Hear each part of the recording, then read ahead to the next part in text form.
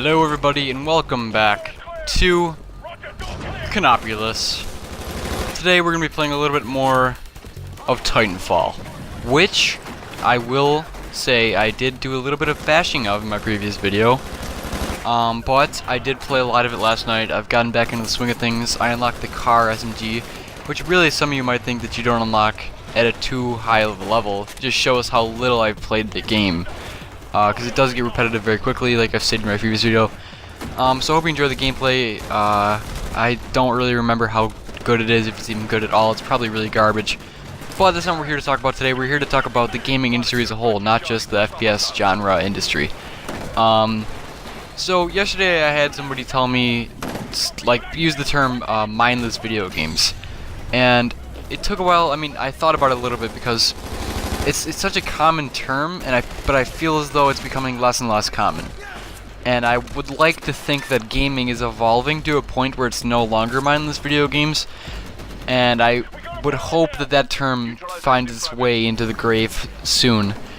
So that's what we're here to talk about today. We're here to talk about the future of the gaming industry and what could become of it. So games have came a long way. You know, stories are told in video games masterfully nowadays, especially by studios like Naughty Dog and Rocksteady. Well, some would disagree with that last part, the latter, but I believe, and many others do also, that gaming may in fact become the mainstream storytelling product. Like, the future of storytelling lies within interactivity. And one of the best games, if not the best game I've ever played, The Last of Us, was such a close experience to me and a very personal one. And I've played it more than twice throughout. And I think that games like that are the future of storytelling, you know? Even though that game didn't have choices, it was a linear story, it was still very immersive and made you connected to the characters. And I would like to hope that that kind of games will become more common. And then you have games like Titanfall, which I'm playing currently, and these are the closest we can get today to mindless video games, especially because Titanfall doesn't have a campaign. Now, mind you, you could still have a really good story in FPS. It's uncommon, but it can be done. Titanfall really does not have a story, like I stated in my previous video. It's more of like an arcade shooter, and it's fun to play with your friends. And even that, I don't think that's a mindless video game. If you're playing with your friends and you're having a good time, I don't really think that's a mindless video game. You know, mindless video games, what does that even mean? Does it mean that you're sitting there and you're really not participating or thinking? I think that anything that makes you think is not mindless. I mean, as far as not just think as in strategy, but think as in, you know, story and characters. I revert back to The Last of Us. That game makes you think about morals and characters and love and fathership. So that game really succeeded in those aspects. And, you know, I think that television and TV series cannot be compared to video game storytelling like The Wolf Among Us or The Walking Dead video game series by, of course, the famous Telltale games now.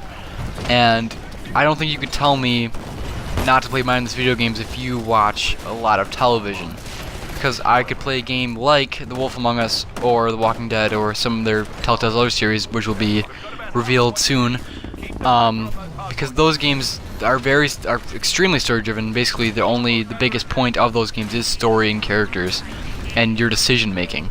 And I think that those games and games like The Last of Us are the future of the gaming industry.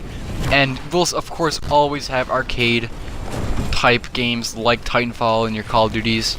Unless the new Call of Duty changes up a little bit with this campaign, which tends to be a little bit more story-based, which is of course a good thing. I am one to be more of an artsy kind of gamer. Even though I am playing a generic FPS, it's just easy for me to make a video on top of. And that's the only reason why you're going to see a lot of these kinds of games. But yeah, you know, I like to play a lot of story-based games. That's mostly my entire game collection. And I hope that that continues.